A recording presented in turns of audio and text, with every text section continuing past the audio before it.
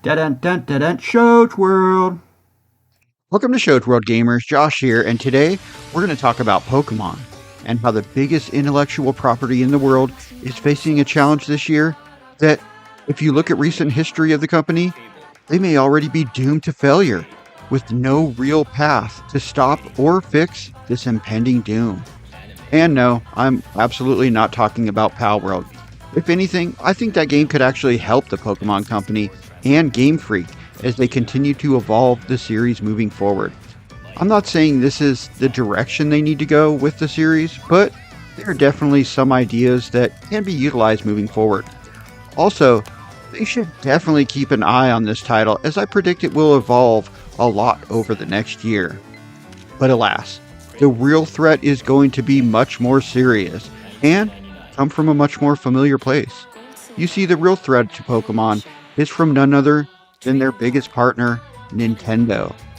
You see, the Big N owns 32% shares in the company, but actually has very little say over what the Pokemon Company actually does and how the games themselves are made.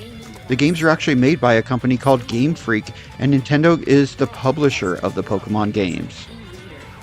Now, Game Freak has been making the mainline Pokemon games from the very beginning, with the original games that released on the Game Boy in Japan back in 1996, where they were named Pocket Monsters Red and Green. They later came to the US as Pokemon Red and Pokemon Blue, and all the mainline Pokemon games have been made by Game Freak all the way up to the most current releases on the mainline series being Pokemon Scarlet and Pokemon Violet. But we can all agree the last few releases, well, they have definitely not been at the same quality of other games Nintendo has been publishing.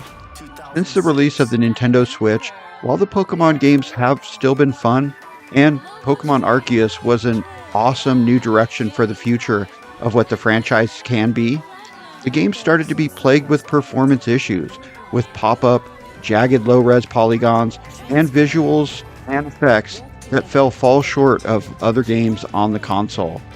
Then with the release of the latest mainline Pokemon games, Violet and Scarlet, it all kind of came to a head. The game launched packed with issues, and even months later is still plagued with frame rate issues, bugs, and a multitude of issues, which brings us to present day. Game Freak has proved since Nintendo moved on from the more basic handheld systems, like the Game Boy and DS line, where the mainline Pokemon games were, well, much easier to make. Well, since Nintendo moved on to the hybrid, more powerful Nintendo Switch, Game Freak has proved that they are just not capable of making AAA quality games on more advanced hardware. And now, by the end of 2024, it is pretty much all but guaranteed that the successor to the Nintendo Switch will be releasing and will be pushing gaming forward even farther with more demanding game development. So, what is going to happen with the next generation of Pokemon games? There is no doubt that they will be coming to the next more powerful Nintendo system. Everybody knows Game Freak needs a complete overhaul and some major help. The only problem is, the games are still selling incredibly well, and the Pokemon Company just hasn't seemed interested in doing so.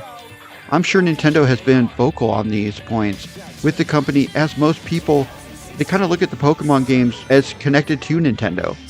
But let me know your thoughts in the comments. Do you think Game Freak is going to kind of build the company up, or maybe bring in some outside help? Or are they going to just stay the course and keep trying to skate by? I hope they figure it out. I really want a high quality mainline Pokemon game that actually runs good. Hit the subscribe button if you're new, and thanks for checking out the video today, gamers. Shows World, out.